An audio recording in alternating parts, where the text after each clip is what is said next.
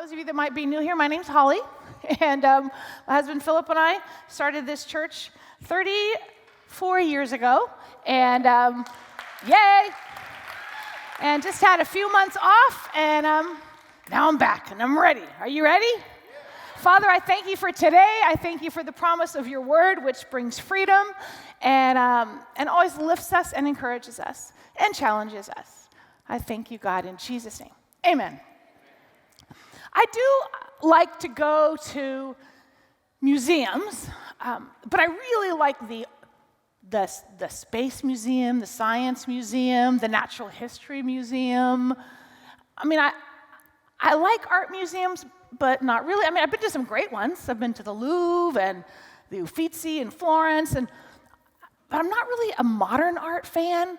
And I remember walking into this modern, art museum, and I can appreciate what they do. In fact, some paintings I always think, I'm pretty sure a kindergartner could have done that. But then I try, and it doesn't look like that. So I know that there's skill involved. I know that. But I remember walking up to this one piece in a museum, and I'm looking at it, and I just don't get it. And so I'm thinking, maybe if I tilt my head, then nope, I can't see it. But then this person walks up behind me, and they go, "Oh, this is amazing. Can't you just see how the hand is coming in and touching toward the moon?" And I'm thinking, no. But I just stand there and go, "Oh, yes." And then they leave, and I'm like, no. And I couldn't see. That person and I were looking at the same thing, and I couldn't see what they saw. So here is the kind of art I'm talking about. Okay, and this is going to be the interactive part of the service. So I want you to tell me what you see in here. Somebody yell it out. Wait, okay, somebody from this section, we'll start over here first. Clayton Kershaw. He's got Dodgers on his brain, so he can't see anything else. Anybody else? Oh, what? The world? Okay, anybody else? What'd you say? A horse. I think we have a picture of it. Do we have a picture? So, because maybe if you turn it, I don't know how many ways. Okay, in this section, who? A unicorn? A Snoopy? Oh my gosh. Okay, over here. What? A forest? Forest? What'd you say? Glaciers. Okay, over here. A paint blob. Cloud. That's what I see. Okay, who said unicorn? Okay, you can have this. There you go, because there's no way I even see anything remotely like a unicorn. So, see how you see different things, right? We're looking at the same thing, and we're all like going, Some of you are still going, I have no idea where that unicorn is. Me either. Sometimes Philip has what I have, the disease I call male refrigerator blindness. Because he will open the refrigerator and say, "Where is the Dijon mustard?" And he's looking there, and I just, "Philip, right there. There it is." He's like, "Oh," because sometimes we need someone to point it out, and then we can see. There was this TV miniseries that came out a few years ago called From the Earth to the Moon, and it was a documentary about how the astronauts in the beginning trips to the moon, they didn't really know how to describe what they were seeing on the moon, or they didn't know what was important enough to bring back. So NASA hired a geology teacher who took these astronauts out in the desert and the mountains of Earth to teach them how to look at landscape, what geology was about. And once they learned, then when they were on the moon, they could actually communicate what they saw. See, once they learned what they were seeing, then they could communicate it. There's a woman I know who loves animals, and she hates to see any of them hurt. And if she sees a wounded dog by the side of the road, she is stopping. She feels compelled to help, she's going to stop. Well, one day she was driving, and she sees a dog lying off to the side of the road. And so she stops her car and she rushes over to help. And then once she gets there, she realizes that, yes, it's a dog, but it's actually a stuffed animal dog. See, sometimes what we see really isn't there. There was a man who moved to town, and he was hunting for a place to live, like really looking for a place to live, and he was finding a hard time finding a place because he had a Doberman. You know, Doberman, big dog Doberman, and most the gated communities and the neighborhoods that had kids, they just didn't want anybody with this kind of a dog in their neighborhood, so he had a hard time. But eventually, he found a guest house that was on this property, and the main house was owned by two older women who were sisters, and so they owned the house, and he convinced these women that his dog was really sweet and kind, which is true, it was. Well, these women had rabbits, and so it was important that the Doberman was nice to the rabbits. So they spent a few months, making sure that everything was fine and was all good. And the rabbits mainly lived in this rabbit hutch. Well, in the backyard. Well, one night the man returns from a long weekend away on business, and the dog is just beside himself to, see his owner. But it's late, and the man is tired, and he just plops down in the bed and falls asleep, and leaving the dog outside.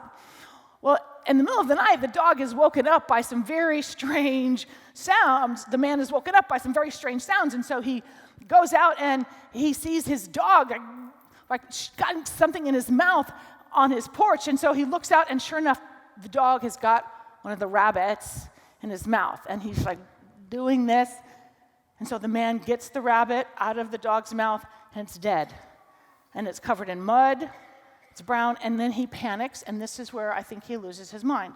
He goes into his kitchen, and he washes the rabbit off, blow dries the rabbit, and then takes this little white, fluffy, dead bunny, and goes to the rabbit hutch, opens the door, puts it in, and goes home. Oh, no, nothing.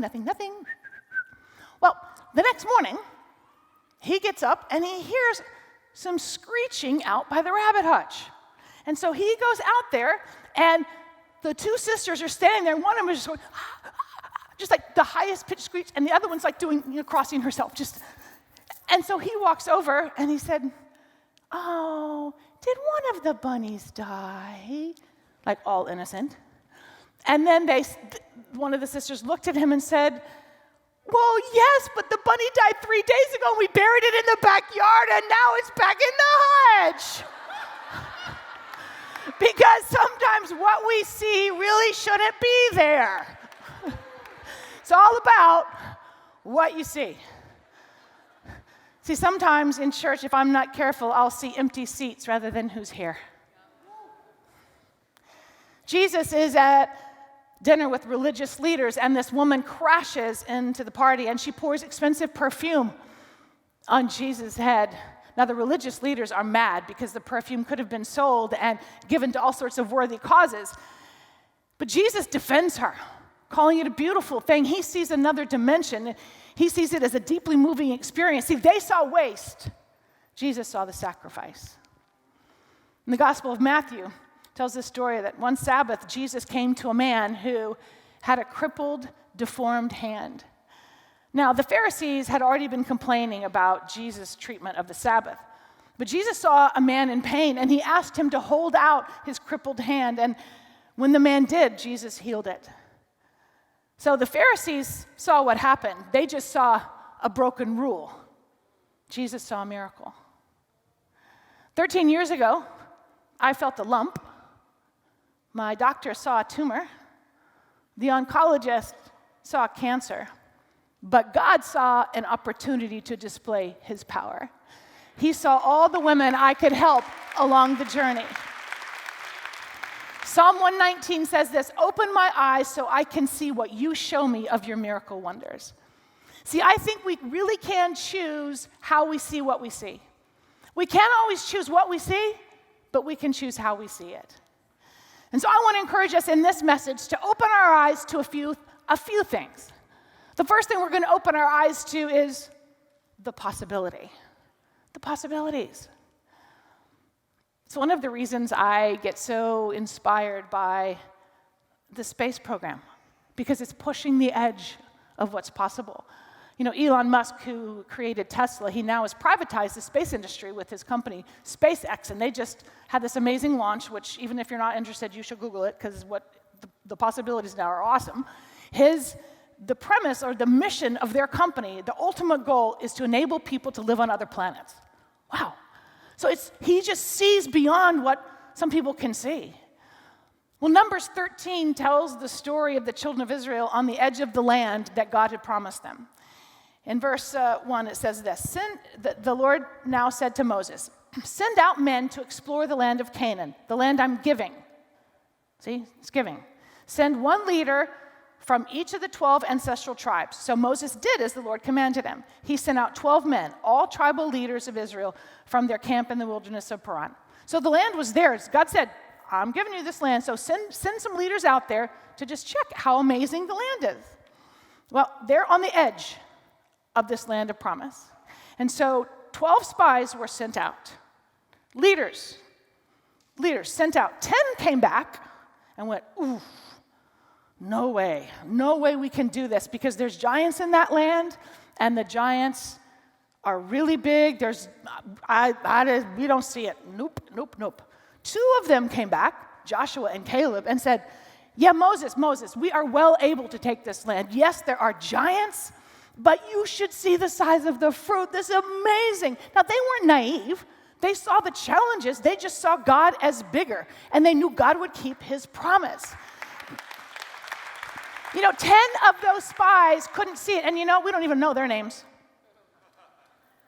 We don't know them because they're the ones that couldn't see it. They didn't see God as the keeper of his word. They just saw the giants, and then they said, "Ooh, the giants were so big, we were like grasshoppers in their sight." They saw themselves as grasshoppers. Why? I mean, maybe because they'd been in slavery for hundreds of years, and so they had this slave mindset, and they saw themselves as bugs. And the truth is, there was probably no way, if that's how they were going to see themselves, no way in that condition that God could let them enter the land. They would have been destroyed. I mean, maybe sometimes the reason we're not walking in what God has promised us is because we don't see it. Proverbs 3 says, "Trust in the Lord with all your heart and lean not on your own understanding." Lean not on our own understanding. Sometimes the weight of our calling, the weight of God's promise is heavier than the strength of our understanding. So if we lean on our understanding, we're going to snap. And you know what? There was a cost to them not seeing the possibilities. There was a cost when those 10 convinced everybody to not go into the land that God had promised. There was a cost. Their perspective cost millions of people their destiny. Millions of people did not get to enjoy the land of promise because 10 people did not see what God has promised. So it made me think, who am I hurting by not seeing the promises of God? Whose destiny am I messing up because I can't see the possibility of God's promise? And God actually had to wait for those who couldn't see to die off so he could let the ones willing to see go in. So how about you? How about with your family? See, God has said restoration is possible. Can you see it? God has said healing is possible. What do you see? How about with your finances? Yes, there'll be battles. They weren't just going to walk into that land without battles. Yes, there will be battles, but see, we'll never fight for what we can't see. You got to see it. Years later, Joshua and the children of Israel are once again at a crucial point in history. After 40 years of wandering, God is giving the children of Israel a second chance. He is the God of the second and third and 10th chance. Yay. So now, again, they're positioned to enter the promised land. And Joshua, he sends out 2 spies to check out Jericho, and they come back and they say, "Yes, God has given us this country." Again, there was going to be battles. They knew that, but they were a different generation with different eyes. They had a different spirit. And I just think there are probably many of us in this room, and we are positioned to enter his promise, to enter his promises of a future filled with hope, to a promise of health or provision or peace. So how do you see yourself? As well able to possess the promise? As well able to walk in the possibilities of God, or as a bug? Right? Because see, the grasshopper mentality says, "Oh, I'll never make it in life. You know, no one in my family has ever graduated college. Or my dad was an alcoholic, I've been abused, I've been abandoned, my dreams will never come to pass, my marriage is too far gone, I'm in too much debt, I don't deserve the good life. I mean, some of you are walking through impossible situations. Perhaps you know that God has called you to be a mom or a dad, but you don't even have a girlfriend or a boyfriend. But are you going to lean on your own understanding or trust God with the possibilities? Maybe God's called you to be an entrepreneur and give money to build his kingdom, but now, right now you can't even pay your bills. Right? Are you going to believe that or the possibility of what God could do? You know, some of you are in a relationship that is toxic, but you don't want to give it up because you're afraid of the unknown. Are you going to trust God with the possibilities? See, God's word is to keep your eyes on what he is doing. Trust him. We have to begin to see ourselves as God sees us. And we can only do it by seeing ourselves through his eyes. Amazing things happen when we can see the possibilities of his promises. Amazing things. Okay, so we have to open our eyes to see the possibilities. And second, we have to open our eyes to loving people. Everybody, always.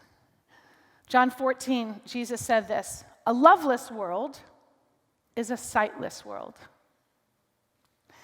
There was a traveler who was nearing a great city, and this traveler asked a woman who was seated by the wayside, "What are the people like in the city ahead?" And the woman asked the traveler, "Well, how were they where you came from?" And the traveler said, "They were detestable. They were mean. They were rude. I was happy to leave there." And the woman looked at the traveler and said, "Well, you'll find them the same in the city ahead." Well, scarcely was the first traveler gone when another traveler stopped and also inquired about the people in the city ahead. And again, the old woman asked the traveler about the people where he had come from. And he said, "Oh, they were fine people. They were honest and industrious, and I was sorry to leave." And the wise woman said, "You know what? You'll find them the same in the city ahead." It's how you see them. That person you work with, do you see annoyance or assignment from God to make you stronger? It's like we always pray for patience, but you don't get patience by patience dust descending. I wish there was a patience pill. There's a lot of people I would give that to, including me. Right? You don't get patience that way. You get patience because you're in annoying situations. Just thought I'd throw that out there for free. If you look for weaknesses and mistakes and faults in someone, you'll find it. You don't even need the Holy Spirit to find weaknesses or faults or mistakes. There is no special gift called fault finder. There isn't. It's not that hard to find faults. Most of the time when Philip and I are having challenging moments, well, of course, they're all his fault, but anyway, just kidding. Most of the time when we're having challenging moments, it's because we're looking for weaknesses and faults. And they're very easy to find. They're very easy to find. But how about if we look for the ways to love people? John 3 tells, in the Gospel of John chapter 3, tells of a conversation Jesus had with a man named Nicodemus. Now, Nicodemus was a religious leader. He was a Pharisee. He was a boss. He knew all the rules. He had been a teacher. He was, strong in what he believed. And he comes to Jesus and asks him, "What's going on with all that you're doing? And I don't get it." And Jesus had this really great conversation with him. And in the conversation, Jesus talked to Nicodemus about being born again. And Nicodemus didn't even understand what that meant. And Jesus goes, you get a chance to do over. It's being washed anew. And then Nicodemus is just challenging the whole love thought. And this is when Jesus said to him, "No, God so loved the world that he sent his only son, not to condemn it, but to love it." And so Jesus was loving this man, and he almost really didn't even see it. So then, Jesus offered him basically a chance to see it differently, and I don't know that he took it. But then just a few days later, right in John chapter 4, Jesus has another conversation. And he has a conversation with a woman at a well. And actually, this is the longest recorded conversation between Jesus and anyone. And in his encounter with this woman, Jesus broke a few religious customs. First of all, he spoke to a woman, which they didn't in that era, and he was speaking with a Samaritan. So this is someone who was of a hated ethnicity. The Jews and the Samaritans absolutely did not get along. So Jesus sits down and has this conversation with this woman and is so kind to her and speaks truth to her. And he mentions to her, giving her some truth about her life, he said, "You've had 5 husbands, haven't you? And the one you're living with now is not even your husband." And most people refer to this woman as, a big sinner. But honestly, she's no more of a sinner than you or me. And the thing is, in that day and time, she didn't instigate all those marriages. Women had no power, had no authority. She couldn't divorce anybody. She couldn't walk away from a marriage, even if they were beaten. So she was probably abused and abandoned by that many men. So here she is, this broken, marginalized woman, and Jesus comes to her and speaks truth to her, and then she is so filled with love. She got it. She is so filled with this love and acceptance that she ran back to her town and told everybody. She was the first one in the Bible to actually spread the gospel. She told everybody about what happened and opened the door for actually the good news of Jesus to even be brought into Samaria. So here's 2 conversations Jesus is having with this religious male Jewish aristocrat and this untrained female Samaritan whose life was very messy. And Jesus converses kindly and frankly with both because he loved everybody always. The religious leader and the broken person, everybody always. How about us? Can we love the weak and the strong? Can we love the rich and the poor? Or do the rich irritate us because they don't do it how we would do it? Can we love the Republican and the Democrat? Just look straight ahead. Right? It's so heartbreaking to me on social media how we are not good at loving everybody always. It's like we engage in conversations and I'm just thinking this is breaking the heart of God. Can you love somebody who doesn't see things the way you see them?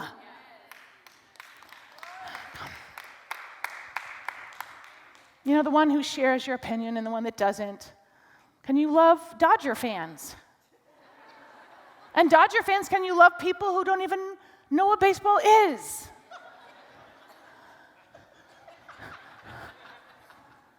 Hard. Yeah, it's hard, isn't it? Philip says, nope. It's easy for us to look in here at our very ethnically diverse congregation, and I'm grateful. But sitting next to someone isn't loving them. You can do that at a Dodger game, right? But we're going to love each other. The black, the white, the Latino, the Asian, and it's going to take a little work, right? But it's everybody always. Country music lovers, can you love them? I am one, so you have to. It's so easy to love people who think like you, act like you, look like you. But Jesus set a very different standard. He had conversations with people on both extremes. In that story, when it talks about the woman at the well, it begins by saying Jesus had to go through Samaria. No, he didn't. In fact, most Jews avoided Samaria. He chose to go there. He had this divine encounter that ultimately changed the lives of thousands. Most Jews saw that as an obstacle. Samaria was an obstacle. But I just suggest that what we think is an obstacle to our calling could perhaps be the very path of our calling. See, maybe we should think, I hope someone has a bad day here, so then I could be the presence of God to them. Right? I hope some annoying person is here so I can demonstrate the love of God to them. Nobody likes annoying people, but maybe they're annoying, and we're supposed to still love them and demonstrate God's love to them. We generally just want to hang out with nice people, but I'm just saying, maybe things would change in someone's life if we actually demonstrated love even when it's hard.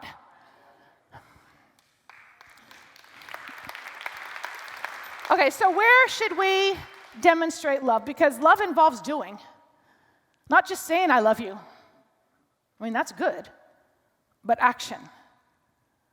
Love always involves doing. Love is a verb.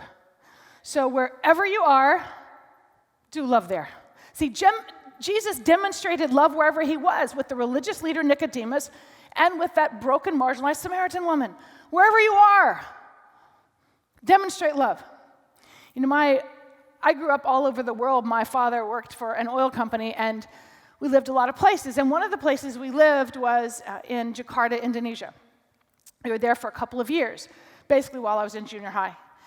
And at that time, this was a lot of years ago, before globalization, any of that, and we would be driven everywhere because Americans really weren't they just didn't want us driving the company, and every car had a kidnap button, and anyway, so we would be driven everywhere, and to school and back, and so I remember one time we're driving home and in our car being driven, and my mom and I are sitting in the back, and we're looking out the window, and all the little kids from the neighborhood, the village that was near where we lived, they would come running up to the window and they'd wave at us, and I was like practicing my princess wave. My mom's like smacking my hand.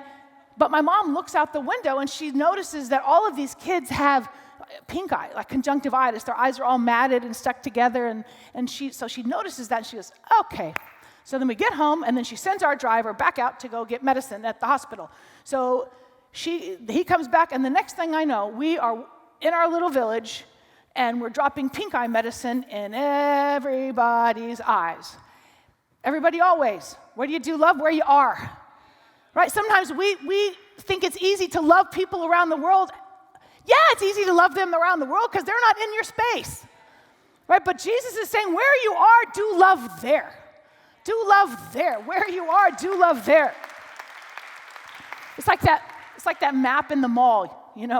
There's a star that marks where you are, and then you walk a little further, and there you are. Well, here you are. You've got a pin, ding, right here. So do love here. If you're on a trip somewhere, love there. Today, love here. Then when you cross the street, love there. Then when you get in the parking garage, love there. This is a test. When you're on the freeway, love there. When you get home, love there. Love in your neighborhood, to your spouse, your parent, your roommate. When you go to work this week, don't just grumble and walk in with a face and goes, look, I loved all I can love yesterday. Now, where you are, love there. Wherever you are. Don't just watch other people being loving going, that's amazing. And I found that loving people, opening my eyes to love people, will always involve forgiveness. And it's so easy to write in a journal. I need to forgive. I never feel like forgiving, ever. There's never this cloud that descends.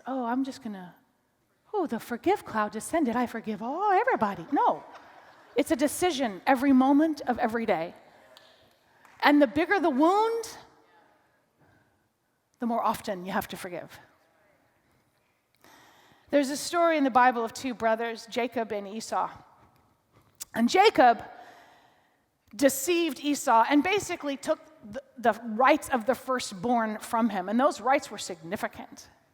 And then after that, he had to run away, and they lived apart. They lived separate lives. And in those years while they were separated, Jacob was accumulating a lot of wealth, and he actually married Leah and married Rachel. And so now, after years and years, there is the potential for a lot of bad feelings between the brothers.